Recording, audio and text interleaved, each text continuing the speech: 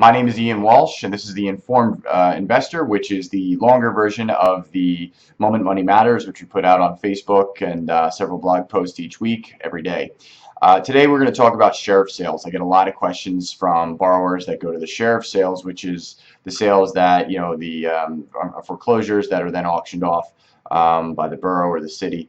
And ask, hey, can you lend on those? So these are a little different, and they're a little bit so a couple things to them. Most likely in a sheriff's sale, you have not been able to get into the property. It's part of the process with the sheriff's sale. So you're determining how much in repairs you could be up against based on knowing what could be up in that property. So most people that buy the sheriff's sales take a worst case scenario, unless somehow they got into the property, which don't, that's however they figure that out. Most of them take a worst case scenario, saying worst case scenario, if I get in this property, I know I can't be above, say, 45, 50, 60 grand. And they get in there and they're surprised, and hey, I had to put 30 in. Fantastic. They made an extra $30,000.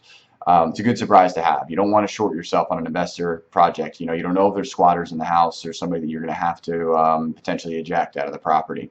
So when somebody comes to me and we look at it, I can do sheriff sales properties. I can lend on them, which most lenders can't.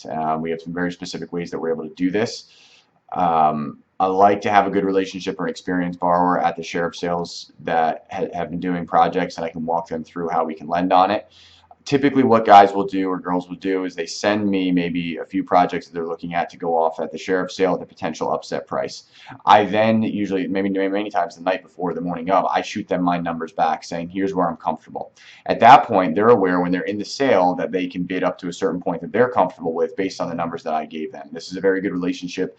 A lot of people, don't want me being their other buddies knowing that I'm in there or giving my money in there, because it creates competition for other people at the sheriff's sale at times, especially the small ones. But I have a good bit of people that we lend to at the sheriff sales. They love using our money for it, and it's just evaluated a little bit differently in terms of the construction numbers and what we're considering going into it. Our money's always ready on time. There's even some sheriff sales that you got to close in, say, 10 days, no problem. We'll be ready.